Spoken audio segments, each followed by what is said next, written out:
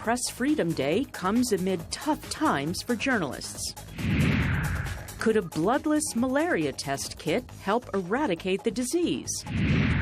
And celebrity shock and awe at the Met Gala with space-age outfits. Africa 54 starts right now. Good evening, I'm Esther Gidhui Ewart. This is Africa 54. Vincent Makori is off today.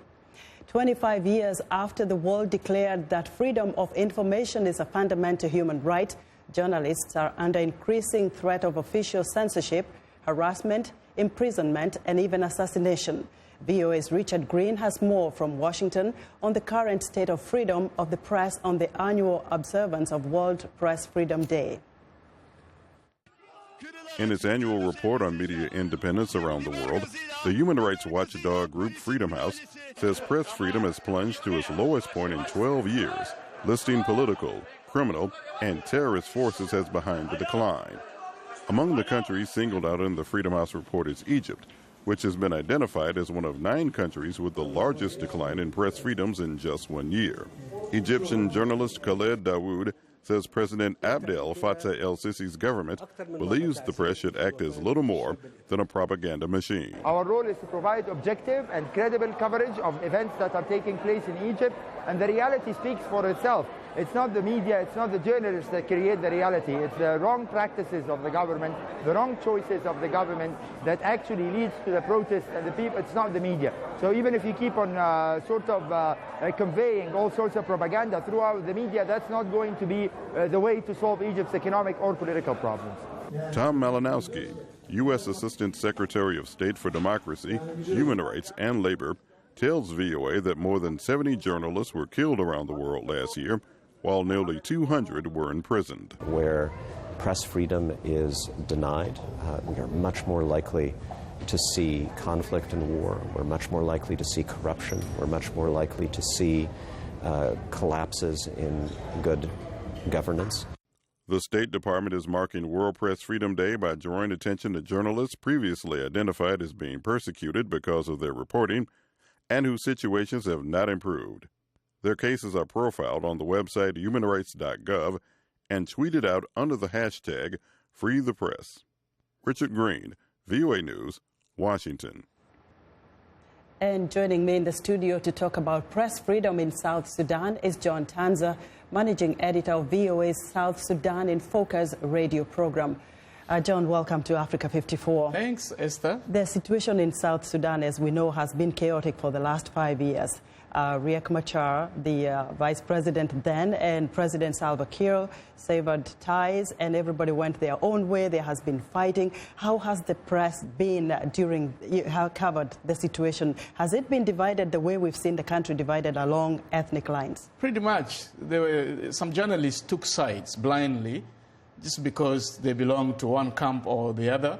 But there are few journalists who stood their ground and reported the situation as it should be. And these are the journalists who got into trouble with the government, because during the 2 years of fighting, the government wanted its side of the story to be the official version of what was happening in South Sudan. And some journalists said, no, we need to report the truth. And the government kind of like came very, very hard on them, cracked on them. Some journalists were killed, some arrested, and some had to flee the country because they were just fearing for their lives. How about you and Sudan in Focus here in VOA? How are you able to cover that, at least give us all sides of the story, all angles of the story, without having to feel like you're being intimidated? Sometimes you would call the opposition, they may not want to talk to you, or sometimes the government side, and that has been a little bit dicey. We have been covering the conflict in a very transparent way. If the government is not talking to us, we say we reached the government for comments, and they were not available. If the rebels are not talking, we say that. That is very important, because at the end of the day, they find it very difficult to come after you if you are reporting in an accurate and balanced way. And we also avoided to get involved in the rhetorics. Like the government will say the war was imposed on them, the rebels will say the war was imposed on them, and we report just that. We don't add comments, we don't make commentaries, and we advise our journalists to try their best in getting the official line of the story. Now, what next after the formation of a new government of national unity with Salva Kiir and Riek Machar now forming a new cabinet and starting over? What next for the journalists? Well, the struggle continues. The struggle for freedom of expression, freedom of the press continues in South Sudan. Why am I saying that? South Sudan emerged from war, 21 years of war. Most of the leaders in the country are former military commanders. And to them, if you are asking them questions, they will say, who are you to ask me? And so the journalists have to explain to the authorities that they are just doing their job. They are asking these questions on behalf of the citizens. John, briefly, if you look at the region as a whole, the Horn of Africa, Southern Africa maybe, can you give us a brief on how the press is doing? Well, it's a sad story. If you look at the countries surrounding South Sudan, Ethiopia, Kenya, Uganda, and if you look at Eritrea bordering Sudan, it's a sad story. The press is not free there. Well, John, thank you so much, John. Excellent insight. John Tanza is Managing Director of VOA's South Sudan in Focus radio program. Rescue workers in Kenya have pulled a one-year-old girl out of the rubble of a building in Nairobi that collapsed last Friday. The Kenya Red Cross reported that rescue Tuesday, saying the girl has been taken to a local hospital with dehydration but no signs of physical injuries. Rescuers have said there's little hope of finding anyone else alive in the ruins of the building in the Huruma neighborhood. But the discovery of the baby has given hope to those awaiting word of their missing loved ones. At least 21 people were killed and 135 have been rescued from the apartment building. Dozens are still missing 5 days after the building collapsed following heavy rains. The apartment building had been condemned by authorities, and the owner of the residential building was arrested Monday. The fifth anniversary of Osama bin Laden's death passed quietly Monday in the United States. President Barack Obama says the decision to hunt down and kill the al-Qaeda leader was a priority from the moment he took office. But the decision to actually undertake the mission was heavily debated. Obama spoke to CNN television Monday on the fifth anniversary of the Special Forces operation that killed the man responsible for the September 11, 2001 terrorist attack on New York and Washington that killed 3,000 people. After months of intelligence, the president's national security team concluded that bin Laden was hiding on the third floor of a heavily guarded compound near the Pakistani city of Abbottabad. But Obama said when it came time to decide whether to go forth with the mission, some members of his national security team said more intelligence was needed. The odds that it was bin Laden were probably 50-50. There was some dispute even within the intelligence agency, but there was good reason to think it might be him. And after the discussions with the principals, it was clear to me that this was going to be our best chance to get bin Laden, that if, in fact, we did not take the action, that he might slip away and might be years before he resurfaced. As the president and his security team watched a live video feed, 4 U.S. helicopters landed on the compound and discharged members of a highly trained Navy SEAL team. The SEAL team killed a guard on the first floor, shot dead one of bin Laden's sons on the second floor when it appeared he was about to open fire, then burst into a third-floor room. One team member shot the world's top criminal twice in the head. The SEAL team captured boxes of computer drives and DVDs from bin Laden's house along with his body, which was later deposited into the sea after a Muslim burial ceremony. Monday's interview was the first time Obama spoke about details of the mission.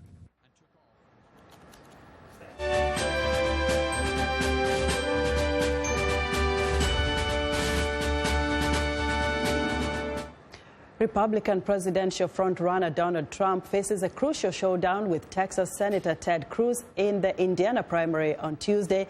A Trump victory would likely put him on an easier path to clinching the Republican Party's presidential nomination before the July convention in Cleveland. VOA national correspondent Jim Malone has a preview of Tuesday's vote. A victory in Tuesday's Indiana primary would put an increasingly confident Donald Trump on the verge of wrapping up the Republican Party's presidential nomination. It's really important that we win, because if we win, you know, we want to raise money for the party. We want to raise money for the Senate races and for the congressional races and do a lot of things instead of wasting our time with these people. Trump is coming off 5 easy primary victories in the East last week, and a win in Indiana would deal a major blow to his top rival, Senator Ted Cruz. But Cruz is not backing down, pressing for a victory that could deny Trump the number of delegates he needs to avoid a contested Republican convention in July. I'm not getting to 1,237 delegates, and Donald J. Trump is not getting to 1,237 delegates.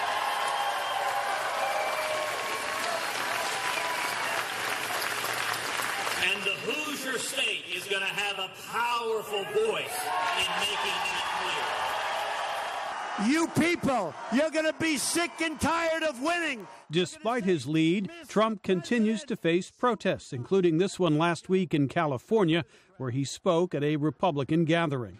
A victory in Indiana would put Trump one step closer to a much-needed first ballot victory at the convention, says analyst John Fortier.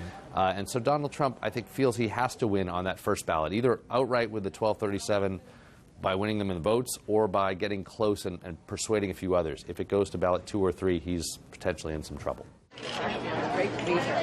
Democratic frontrunner Hillary Clinton is also campaigning in Indiana, fresh off winning 4 of 5 primaries last week. Clinton is already focusing on Trump as her likely opponent in the general election. Mr. Trump accused me of playing the, quote, woman card.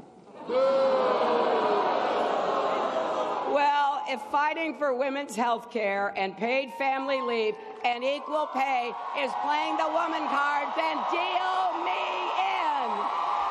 Clinton is in a tight race in Indiana with rival Bernie Sanders, who vows to fight on through the rest of the upcoming primaries. We believe that we are in a very strong position to win many of these remaining contests, and we have an excellent chance to win in California, the state with far and away the most delegates. But time is running out for Sanders, as Clinton has built a virtually insurmountable lead in her quest for the Democratic nomination.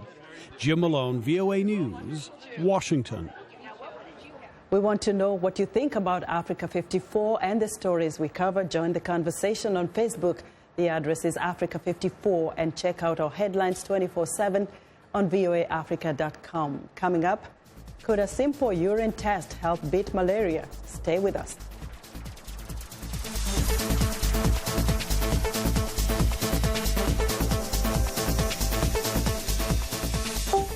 Facebook, Twitter, Instagram. They tell you what people are talking about. So for an in-depth look at the stories trending high on social media, turn to #VOA.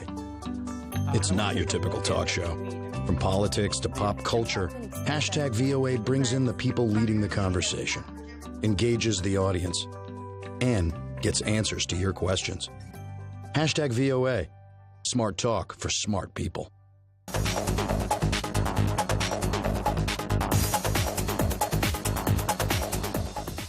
The Standard & Poor's 500 had its worst week since the February 11th low, and the Nasdaq was on track for one of its longest losing streaks. Africa 54 business correspondent Jill Malandrino in New York is joined by Michael Driscoll of Adelphi University to discuss if the markets are exhausted. The S&P 500 is coming off its worst week since the February 11th low, and the Nasdaq's on track for its worst losing streak in 18 years. Michael, do you think the market's just exhausted at this point? I think that's part of it. I think if we start to look at what has happened in 2016 so far, the deep dive earlier in the year, market clawing its way all the way back, getting at best we were 4 or 5% on the plus side. Now we're back to even. I think with everything that investors have been faced with this year, there's a certain amount of exhaustion. We've finally made our way into May, one of the hoariest Wall Street cliches is about to start being bandied about everywhere. This idea of sell in May and go away.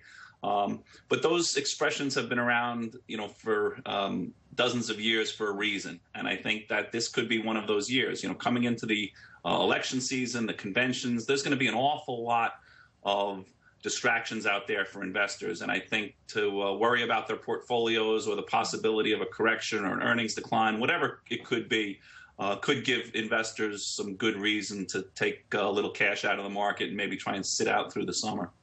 Well, it just seems like we're always telling investors, let your money accumulate, keep putting money in, let yourself dollar cost average. It's impossible to time the markets. Yep. I would think to stay out of the market from May to October, it's almost 6 months of not being invested in the market. What if you would have done that? You pulled out your money in mid-February and you missed that tremendous run in March and April. Sure. And studies have shown that, in any given year, most of the returns for an entire year take place on a half a dozen different days.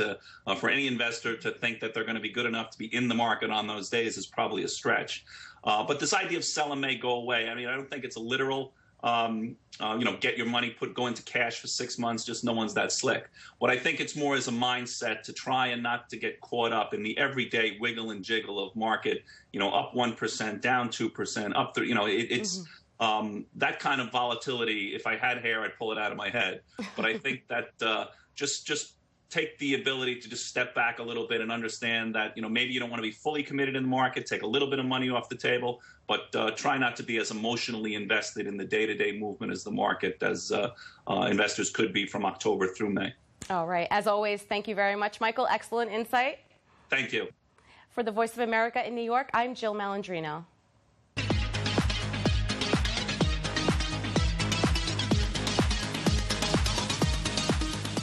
And joining us now is Africa 54 health correspondent Leno Modu with news on antibiotic research. Leno, what do you have for us? Scientists in Sweden say they may have found an alternative to using antibiotics.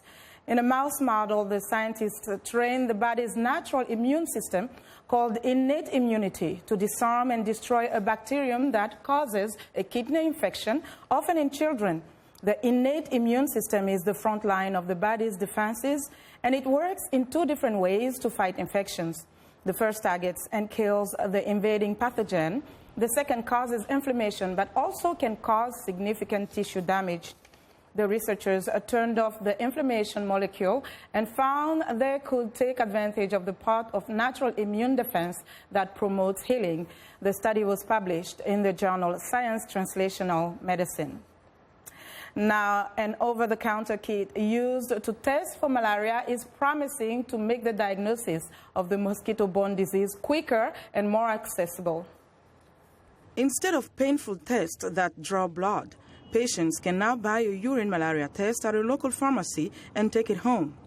Nigeria's Ministry of Health is encouraging people to use the home test kits rather than self-medicating when they have a fever. Using the test is simple. It contains a strip that is placed in a container of urine and left to stand for 25 minutes. If two visible lines appear across the strip, the test is positive. One line means it's negative. Victoria and Wenmadu helped develop the tests for Fyodor Biotechnology. We were looking for opportunities to come up with a product that would solve these issues in the emerging market. And we found a product at Johns Hopkins University. It wasn't actually a product, more like research at that point. Once we developed the product to an actual prototype, we then did clinical trials here in Nigeria where we tested the urine samples of patients with fever in Nigeria. A pack of 5 test strips sells for about $12. Fyodor is also working on plans to make the urine test kit available in other parts of Africa and Asia. Patrick Onishi is a pharmacist in Abuja and supports the government's campaign encouraging home testing. A urine malaria test saves us a lot of stress. You will not prick to take blood for test. And it's very convenient for patients, especially in children that would not want them to be touched with anything like pricking of blood. Malaria kills hundreds of thousands of people a year, mostly babies in the poorest parts of sub-Saharan Africa. By expanding its sales area, Fyodor is hoping to cut that number drastically and stop the spread of the deadly disease. Turning to another urine test, Ugandan app developers have created a mobile-based service called BV Kit that helps diagnose infections in women. Although it is still in trial stages, the BV Kit application is already receiving mixed reviews. VOA's Paul Ndiho has our report. A group of 5 female university students at Makori University in Kampala, Uganda, has come up with an application dubbed Her Healthy BV Kit that they say helps early diagnosis of vaginal infections. Nanyombi Margaret is one of the developers of the mobile-based application. She says the BV Kit tests specifically for the most common vaginal infections women face. Came up with a solution called the BV Kit. It's made of hardware and software. It's a self-test application for women to test for a condition called bacterial vaginosis. Like a yeast infection, bacterial vaginosis is linked to an imbalance of good and harmful bacteria in a woman's vagina. If it's not treated, it causes miscarriages during pregnancy, and then it causes pelvic inflammatory disease. It's a disease that affects the pelvis, so people can't give birth properly, the women can't give birth properly. Then it makes its patients susceptible to the HIV virus and then the HPV virus that causes cervical cancer. The US-based Centers for Disease Control says that bacterial vaginosis is the most common vaginal infection in females ages 15 to 44. Margaret and her team say early detection of the infections goes a long way in treating the disease. So I want you to explain to me in a sense that somebody who has never been to school can take advantage of this app and use it. We are targeting women, all ages of women, like from 18 and 40, people who are sexually active. Nowadays our generation is picking up quickly. What a woman does is if you have the hardware and the software is going to be free for download, then the hardware will be for purchase. You collect a urine sample in a clean pickup, then you put the hardware in the urine sample, then the hardware is going to pick values and send them to the phone application. So the phone application will process, and then it gives you a diagnostics of whether you're sick. This is a user page. If you have an account with a BV Kit, then you can go and view your results from the site. Experts say bacterial vaginosis will sometimes go away without treatment. But if you have symptoms, you should be checked and treated as soon as possible. It is important that you take all the medicine that your doctor prescribes for you, even if your symptoms go away. If your pH is like 5.0 upwards, that is not good. The application is going to advise you to go and see a doctor. Some medical professionals question the viability and reliability of such apps. But BV Kit developers advise their users that consultations with a doctor must follow diagnosis generated from the application. Paul Ndiho, VOA News. And that's our health report for today. To stay in touch for more health news, well, find me on Twitter at Lenore Moudou. Esther? Thank you so much, Lino. Be sure to watch Lino Moudou's health reports every Tuesday and Thursday on Africa 54. It's time now for a short break. Still to come on Africa 54, the worldly fashion on the Met Gala red carpet. We'll be right back.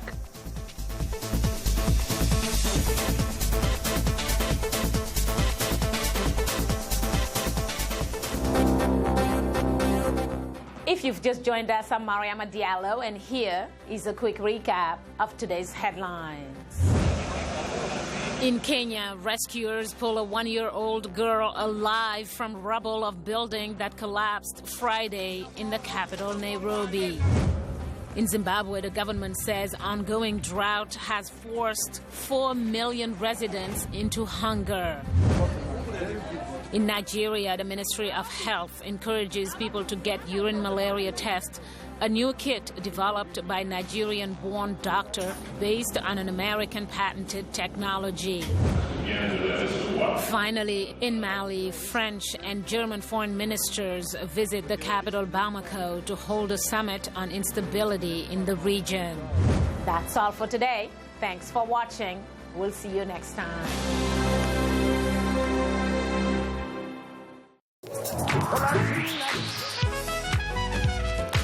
I wanted to present music and a side of American culture that is most important to me, that is a part of who I am. They're going to get some incredible performances. That's one of the things I love, bringing these artists in so you can get to see them do what they do. It's soul music, and that's what music is. It's that which comes from the soul.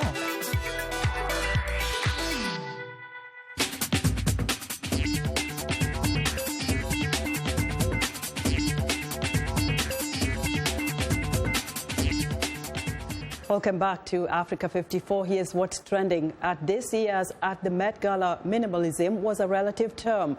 The theme of the exhibit at the Metropolitan Museum of Art's Anna Wintour Costume Center this year was fashion and technology. Attendees pulled out all the stops with wild designer gowns, focusing on metallics. At most major red carpet events, choices like these would be referred to as misfires. But at the Met Gala, they imply merely that the attendants took the theme to heart. Hair became another accessory, either super straightened, tied up in knots, or in the case of Lupita Nyong'o, taken to dazzling heights. And in other Lupita news, U2 frontman Bono joined the Kenyan actress and the cast of the Broadway play Eclipsed in New York. Bono is the co-founder of the One campaign. His appearance is the first in a series of dedications this week at the play, honoring the still missing 219 schoolgirls of Chibok, northern Nigeria, and girls all around the world. Nyong'o spoke briefly after curtain call and then invited Bono on stage. Bono dedicated the performance to two of the girls abducted from the Chibok school by the Boko Haram in April 2014. And finally, British Vogue has unveiled its 100th anniversary issue, and the cover girl is the Duchess of Cambridge. This one is the first formal magazine photo shoot she participated in, whereas all those other ones were all red carpet pull, official palace sanctioned, or paparazzi shots. The announcement comes a day after her fifth wedding anniversary and 2 days before Princess Charlotte's first birthday. And that's what's trending today. And be sure to watch Africa 54 on our website at voaafrica.com. For more news, tune in to VOA's evening radio show, Africa News Tonight, at 1800 UTC, and in the mornings to Daybreak Africa between 0300 and 0600 UTC, Monday through Friday. Thank you for watching, and good night from Washington.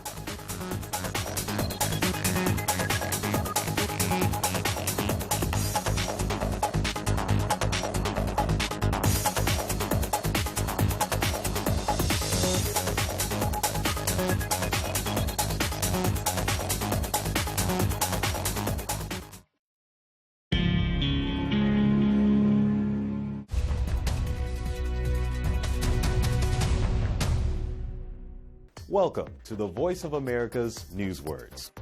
Here is a story that has to do with defects or problems with cars. Listen for the word that means to take back something. Recall. They had meetings over this defect. They shared complaints over this defect.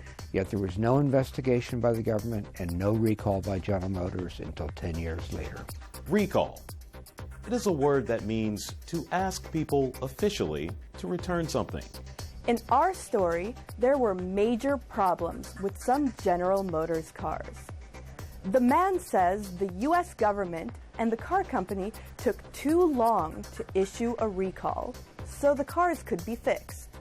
Now, when you hear the word recall, your American English will be good enough to know what this news word means.